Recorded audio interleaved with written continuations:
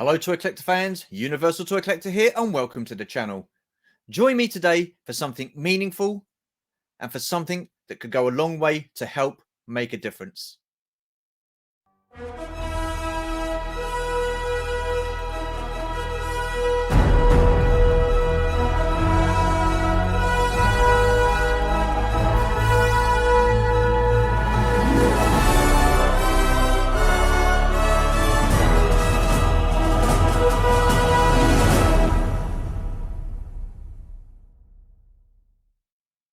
Back in March 2022, I started my YouTube channel, and with this March just around the corner, it will complete my first full year on the YouTube platform. To celebrate that small milestone, I wanted to do something meaningful and something that could help make a difference.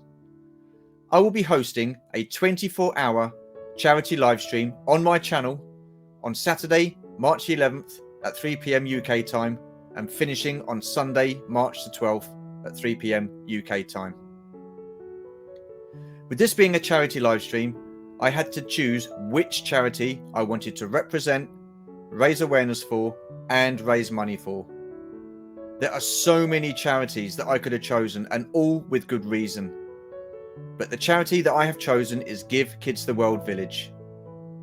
Rated 4 stars by the Charity Navigator, Give Kids the World Village is an 89-acre, whimsical, non-profit resort in Kissimmee, Florida, that offers week-long, cost-free wish vacations to critically ill children and their families from all around the world who want to visit Central Florida.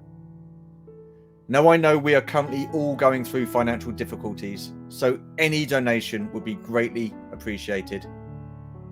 Details of how to donate will be given at the start of the live stream. Donating isn't the only way you can help though. A simple gesture like sharing this video could go a long way to help raise awareness for Give Kids the World Village. My aim is to raise as much awareness and money as possible by bringing the toy collecting community together over the course of 24 hours. Already, a number of well-known names and faces within the YouTube toy collecting community have expressed an interest in taking part in the live stream. I have friends from all over the world, from countries such as Alaska, Canada, the US, Ireland, UK, the Netherlands, South Africa, New Zealand, and Australia, who have all said that they would like to take part in the live stream. I'm currently working on a 24-hour schedule, taking into consideration the different time zones from around the world, so that anytime anyone tunes in, there will be someone there to watch. You do not need to be a toy collector. You do not need to be subscribed, nor subscribe to my channel to be involved. This isn't about subscription numbers for me.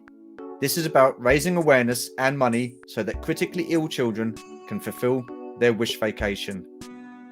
The only number that I'm interested in is the number of views this video gets, because then I will know that awareness is being raised for Give Kids the World Village. Like I said, a simple gesture like sharing this video can go a long way to help. Anyhow, that's enough for me. I now have an introductory video for Give Kids the World Village I would like to share with you. Thank you for watching, and I appreciate any and all support given to this amazing charity. Thank you again. Now, Give Kids the World is the destination for children from around the world with their families, and these children have a critical illness and share one wish, and that's to come experience all the magic that Central Florida has to offer. So we provide accommodations and tickets and attractions and food and beverage and parties and all of that for a complete week stay for the entire family. Henry Landworth is the founder. He was a hotelier here in the Central Florida area, and he actually owned the very first Holiday Inn right outside of the main gate. It was a Holiday Inn main gate east of Disney World. So the wish granting organizations, when they would identify a child who had a wish to come to Disney, they would often call his hotel and say, hey, would you mind putting the family up for free if we make all the other arrangements? And he would always say yes. And then one day he got the call that a reservation was canceled. It was for a little girl named Amy from Virginia. She'd been battling leukemia, and time simply ran out.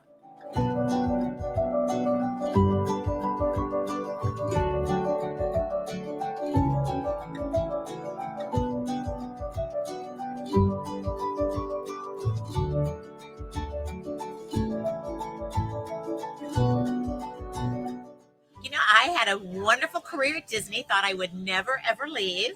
And then one fateful day, I was asked to be a fourth for tennis. And my partner was Henry Landforth. And I guess you can say the rest was history. When I got here, we only had 32 villas. Fast forward now, we have 166. We had no attractions. The only thing that was here were the 32 villas, the admin building, and we served ice cream out of a caboose. So that'll kind of give you a flavor for what it was like. So now when you think about what we have the Castle of Miracles, we have a boundless playground, we have 4 attractions that are wheelchair accessible. We have an Amberville state where it's filled with games for the kids to play, a miniature golf course for the kids. We have a movie theater. We have a town hall building. So, I mean, it has just grown exponentially. And of course, the number of volunteers have grown and the number of families that we serve. The first year, we only served 300 families. This year, we'll serve probably 8,400 families.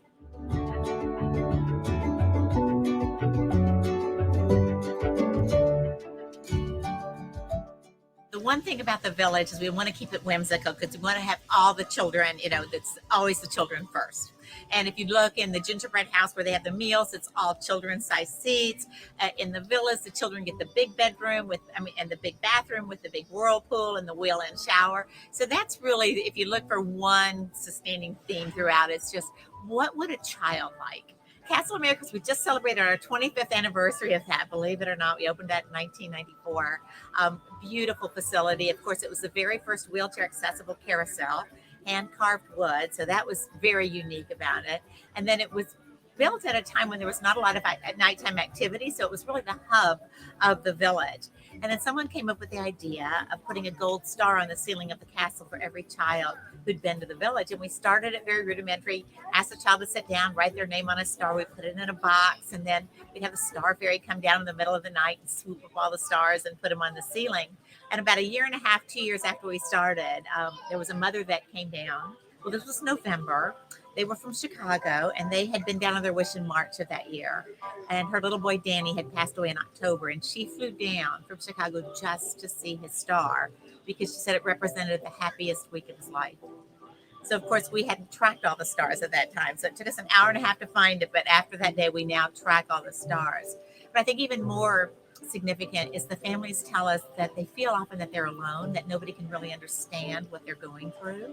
Moms will tell me when they walk into that castle and they look up at that ceiling and they see over 100,000 stars, they don't feel alone anymore because they know there's been other families that have dealt with very similar things.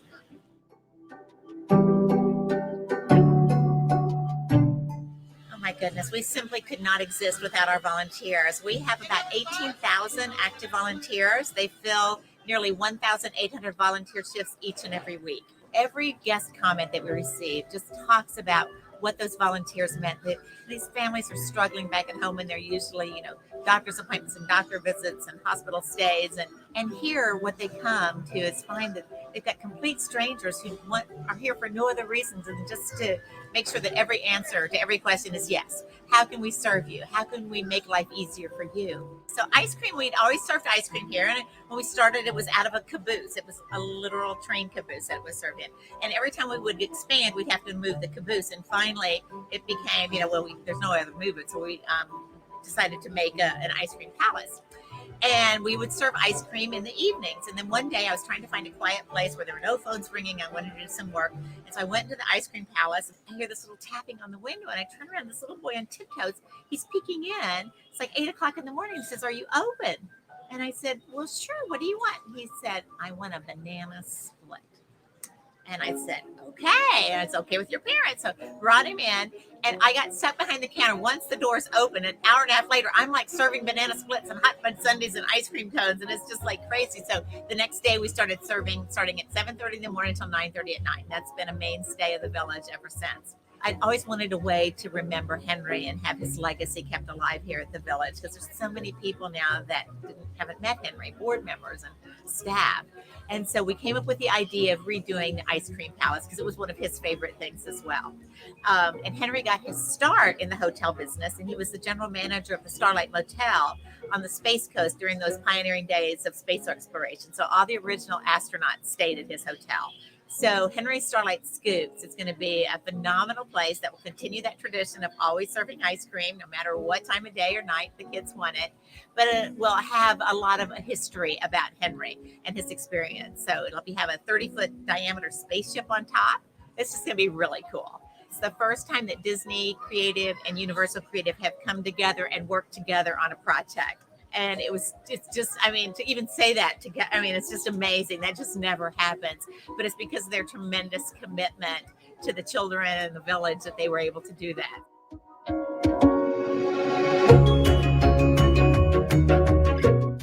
So I think we're so closely aligned with the hospitality industry and, of course, the theme park industry.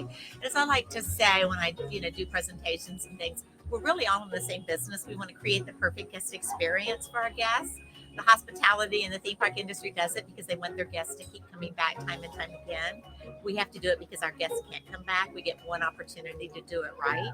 And so what we try to do is, because we understand the incredible partnership that we have, is how do we then draw them into those fundraising? And that's where those things come about. So, Coasting for Kids is an excellent example where you get the coasting enthusiasts as well as a lot of our families, our alumni families from around the world. They go and they do fundraising for us too, because it helps them relive their experiences at the village.